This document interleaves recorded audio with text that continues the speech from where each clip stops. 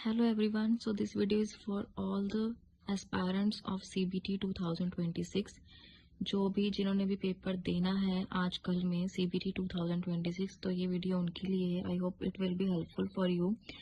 So first of all paper 1 की अगर मैं आपको पेपर 1 के बारे में बताऊं, सो पेपर 1 का एनालिसिस मेरा इस तरह से है कि आपको कोई भी ऐसे सिंपल क्वेश्चन पेपर 1 में नहीं आएंगे। जो मेन क्वेश्चन मुझे मेरे पेपर में दिखे दे वर अबाउट द कोडिंग, ठीक है जी। इसके अलावा सिंपल क्वेश्चन बिल्कुल भी नहीं थे। अगर मैं पैटर्न की बात करूं, कोई पैटर्न वाले क्वेश्चन नहीं आए हुए थे। ओड वन आउट वाला क्वेश्चन मेरे वाले क्वेश्चन पेपर में नहीं था।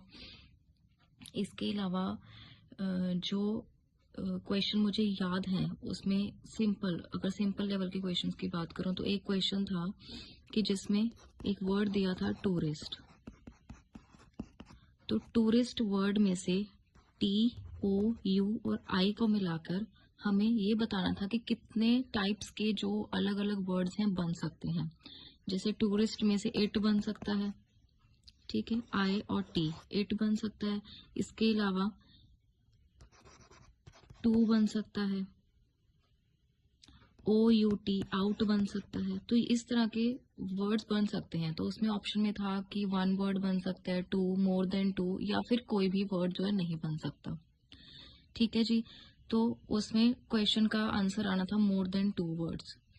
इस तरह के कुछ क्वेश्चंस थे। इसके अलावा एक क्वेश्चन था कि हमारे पास एक वर्ड है एडमिनिस्ट्रेशन। एडमिनिस्ट्रेशन में से कौन से ऐसे वर्ड्स हैं जो नहीं बन सकते। उसमें जैसे एक ऑप्शन था मिनिस्टर, एक ऑप्शन था माइंड, बाकी दो ऑप्शन मुझे एज इट इज अभी याद नहीं है। तो ये ऑप्शंस थे, दो ऑप्शन और थे। तो इसमें से ये बताना था कि ये पूरे के पूरे वर्ड में से कौन से दो ऑप्शंस ऐसे हैं जो नहीं, मतलब जो वर्ड नहीं बन सकता इनमें से। तो देखो, अगर आप यहाँ पर मिनिस्टर वर्ड बन सकता है, माइंड वर्ड बन सकता है, मिनिस्टर नहीं बन सकता। क्यों? क्योंकि इस पूरे के पूरे वर्ड में ई है ही नहीं।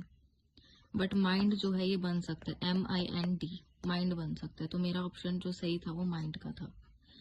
तो इस तरह के कुछ क्वेश्चन थे। और मैंने PGT बायो के लिए अपियर किया था।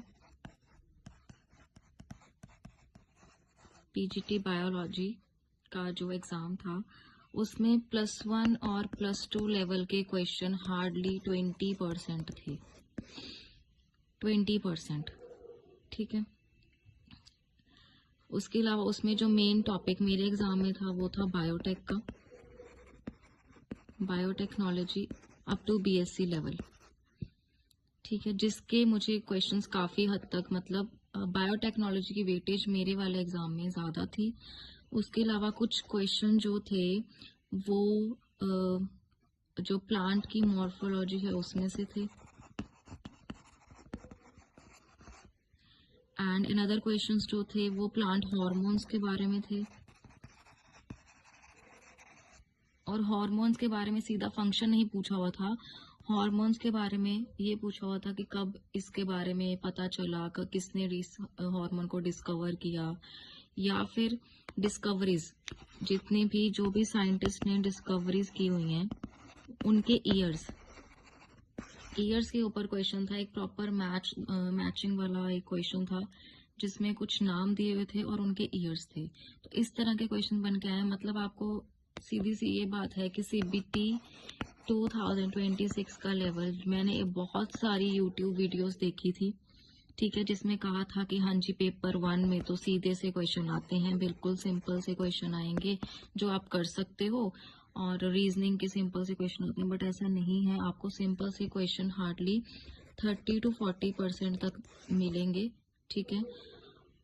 उसके अलावा सिंपल क्वेश्चन नहीं होते, उसमें कुछ ऐसे टॉपिक्स भी हैं। अगर आप मैथ्स में या फिर रीजनिंग में बहुत अच्छे हो तो आपके लिए 80% पेपर इजी होगा।